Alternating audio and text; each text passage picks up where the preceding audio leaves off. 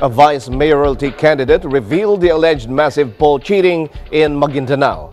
In this video, Baser Uto shows ballots scattered in the precinct of Datu Saudi Lower Salvo, a barangay official in Maguindanao. Here you can clearly see the ballots being shaded by those inside the precinct before putting them in the vote counting machine.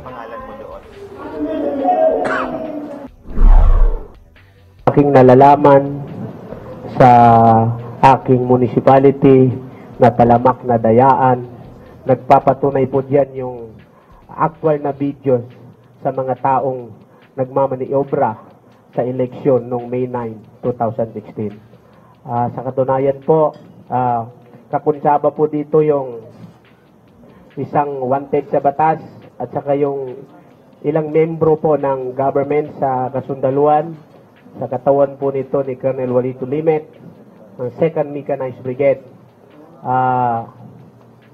Mabilisan lang po yung video dahil natatakot po yung mga kasama natin dahil napakarami pong armado doon mismo sa loob ng polling precinct. Nakalagay po lahat sa videos yung mga nangyari, thousands na votes, binuto ng ilang katao lang na hindi naman po sila BI kundi isang civilian na pumasok doon mismo sa voting area.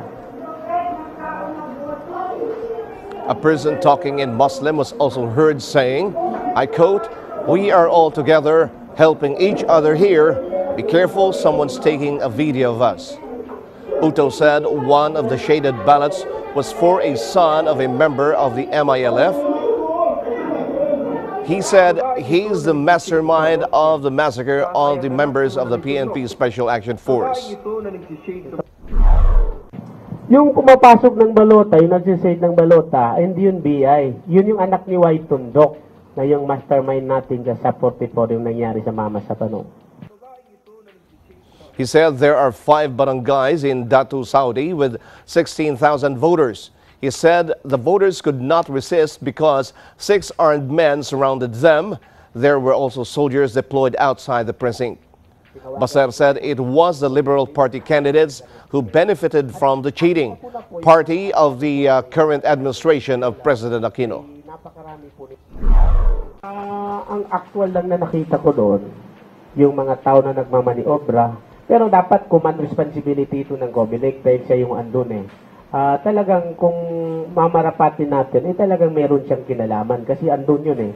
Hindi makakagalaw yung BI kung walang instruction sa taas. Sa mga kapwa ko Muslim, panahon na ito para maglabas yung katotohanan. Bilang isang Muslim na kauna-unang lumantad dito sa IRMM, Maguindanao sa aking municipality. Ang hangarin ko dito ay hindi yung pagkatalo na dinaya. Ang hangarin ko dito ay yung kapakanan ng mga bagong henerasyon natin na wala ng katapusan, talamak na pagdadaya. Wala yung isang presinto. Meanwhile, Glenn Chong, a computer expert and an eagle-eyed elections observer, said the statistical data they collated matched wherein the candidates of the present administration benefited from the alleged cheating. Chong said it was very suspicious that 0 votes came out on the vice presidential candidates except for Leni Robredo. Ano po yung relationship ng statistical data na yan doon sa sinabi ng ating witness ngayon?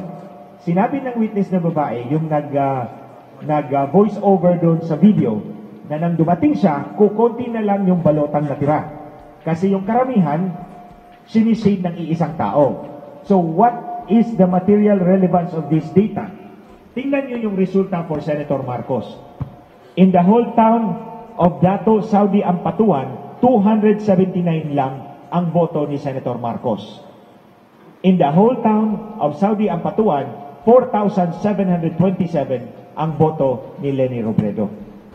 Ang ginagawa po nila, binibenta nila yung portions ng database. Yung portions ng database ng registered voters.